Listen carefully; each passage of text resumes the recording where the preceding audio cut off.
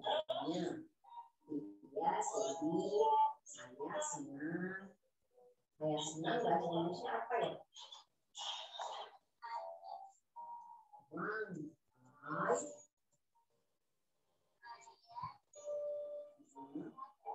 Nah, kalau saya tidak senang. Kemarin tugasnya yaitu nomor 7, 8, 9, 10.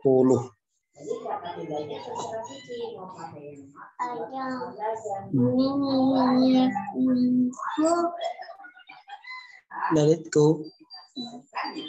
Ada itu di situ.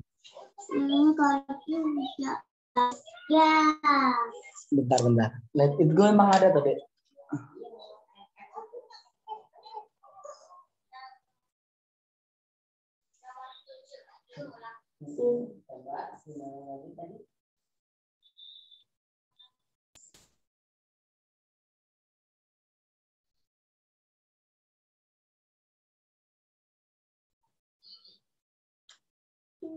Mana let it go?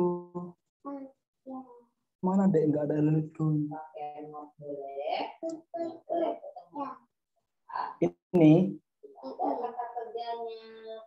Ini yang gajah ini.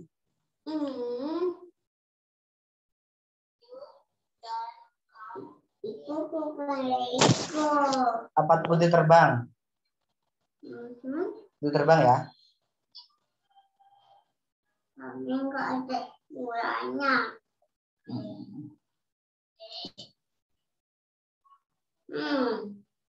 Kayak yang gajah.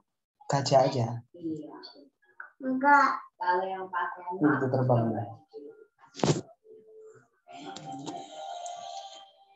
Oke, untuk yang nomor 7.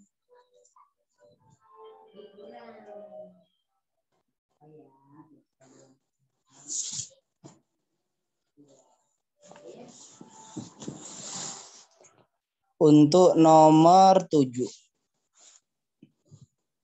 Bentar.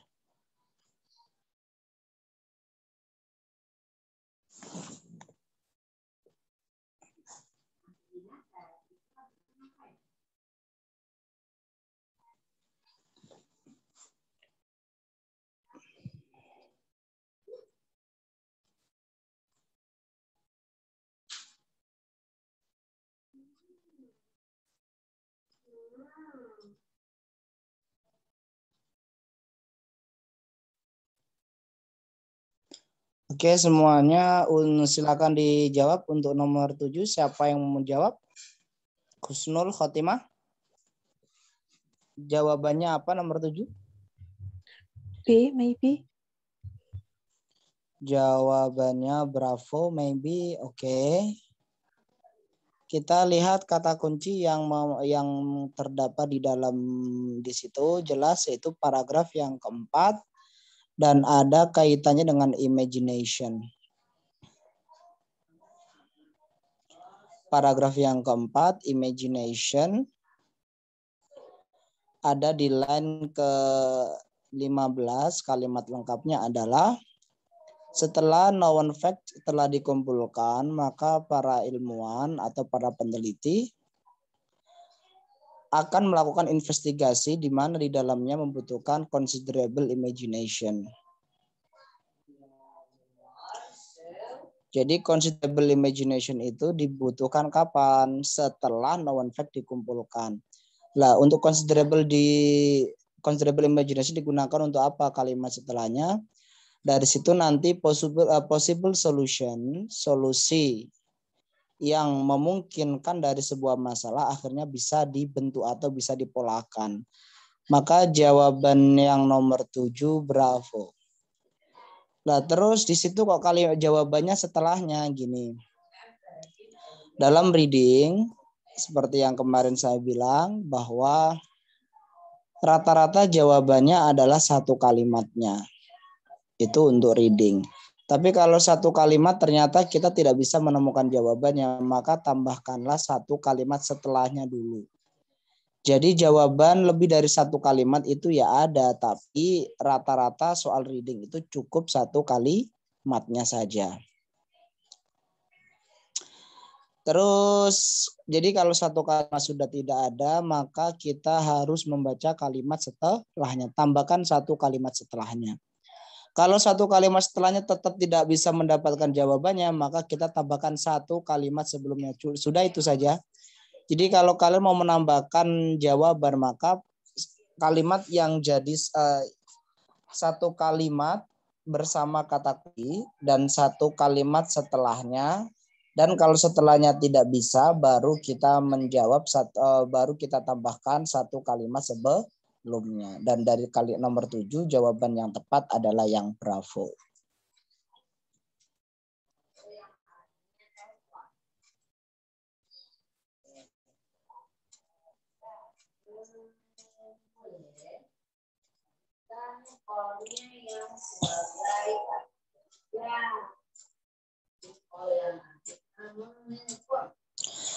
Untuk nomor 8, Aminah jawabannya apa?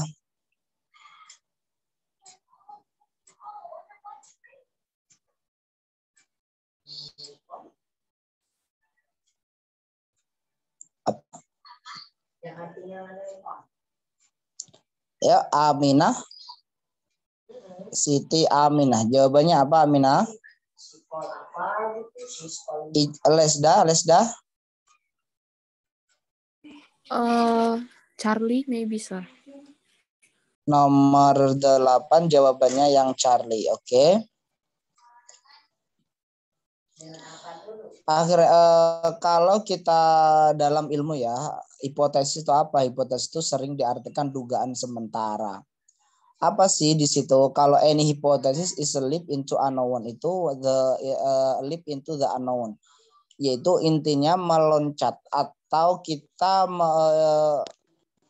meloncat ke hal-hal yang malah tidak diketahui.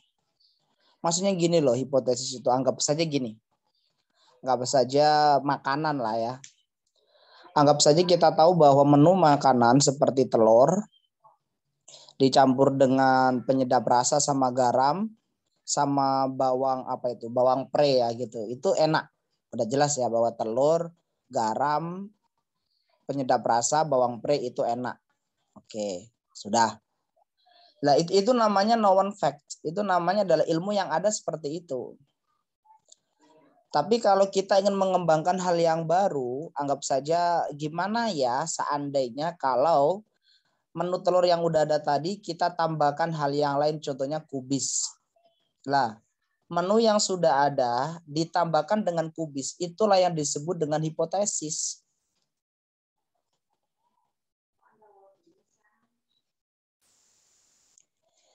Ya udah, kita nggak tahu. Hipotesis itu intinya adalah ilmu yang sudah ada terus kita meloncat ke malah hal-hal yang tidak diketahui atau yang belum diketahui lah. Setelah hipotesis nanti dites, anggap aja tadi menu telur yang sudah ada di tes sama dengan kubis tadi. Kalau enak ya berarti nanti menjadi ilmu baru. Kalau nggak enak ya sudah berarti gagal menjadi ilmu baru. Jadi ya gampang kayak gitu. Jadi menu yang sudah ada ditambahkan dengan kubis, itulah yang disebut dengan hipotesis. Gampangnya seperti itu. Jadi leap into unknown itu adalah kita mengarah atau meloncat ke hal yang malah tidak diketahui. Maka jawabannya yaitu yang Charlie apa? Go beyond available facts, yaitu go itu artinya ya go beyond available fact, yaitu di luar dari hal-hal yang sudah diketahui. Itu yang namanya hipotesis. Jadi ilmu A sudah ada, tapi ketika kita menciptakan ilmu yang B, berarti kan ilmu B belum diketahui lah. Udah, itu namanya hipotesis. Mencoba merumuskan hal yang baru yang belum diketahui hasilnya seperti apa. Dan hipotesis itu untuk menciptakan satu ilmu, kita membutuhkan hipotesis yang sangat banyak. Oke, dan untuk nomor 8 jawabannya adalah yang Charlie. Dan untuk nomor 9 jelas kalimatnya adalah the last paragraph. Sudah berarti kita tidak perlu ke paragraf yang pertama, kedua fokus pada the last paragraph. Use apa di situ? What does the author imply is a major function of hypothesis.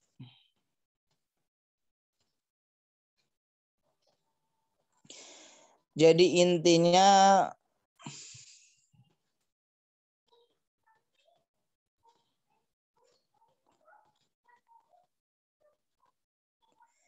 fungsi dari hipotesis itu di mana? Yang jelas di situ kalimatnya, pertanyaannya jelas di paragraf yang terakhir. Karena di paragraf yang terakhir ya kita tidak perlu mencari yang lainnya. Intinya nggak perlu di paragraf yang pertama, kedua, ketiga maupun yang keempat.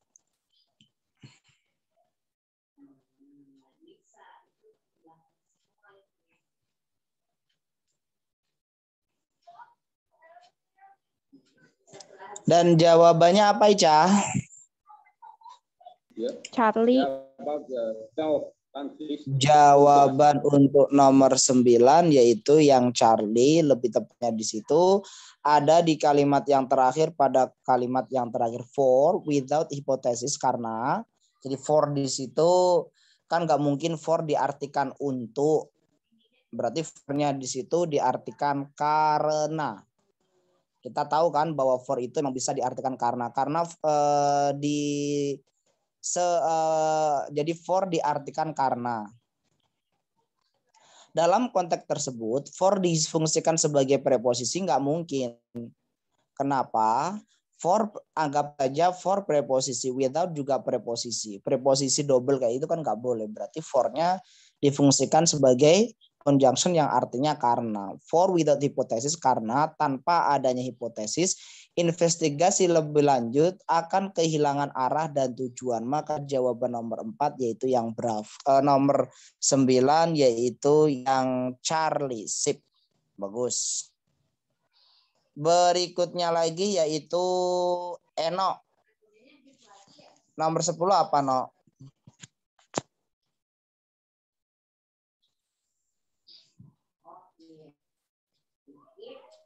Maybe Charlie.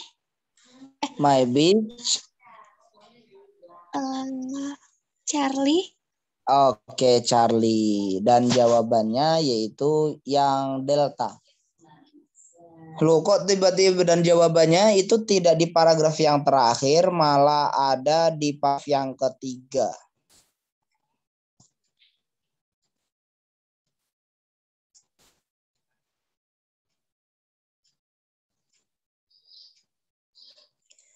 Dari kalimat mana? Di situ science involve itu meliputi di dalamnya melibatkan imajinasi dan pemikiran yang kreatif. Maka jawaban nomor 10 yaitu yang Delta. Tapi coba perhatikan kalau kita perhatikan ya, apakah runtut? Kemarin kan saya bilang salah satu hal yang saya tekankan di poin yang ketiga adalah reading itu biasanya runtut dan jawabannya rata-rata satu kalimatnya. Nomor 2 line ke-1, nomor 3 line ke-2, nomor 4 di line ke-5, nomor 5 line ke-6, nomor 6 line ke-10, nomor 7 paragraf yang keempat setelahnya lagi. Nomor 8 line ke-17, nomor 9 ternyata jawabannya di situ ya mulai mencarinya mulai dari line ke-17. Dan nomor 10 baru naik lagi. Berarti naiknya satu soal. Berarti gini. Jadi yang kemarin saya bilang bahwa soal reading itu karakternya adalah runtut.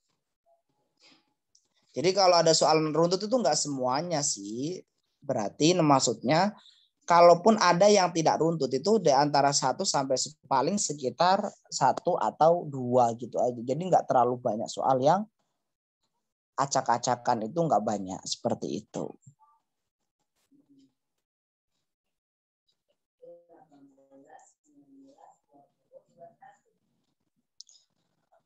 Oke, sudah. Dan jawaban untuk nomor 10 yaitu yang Delta ada di kalimat yang pertama pada paragraf yang ketiga. Sudah. Sekarang lagi yaitu yang nomor berapa? Yang nomor 12. Silakan dijawab oleh Abdul.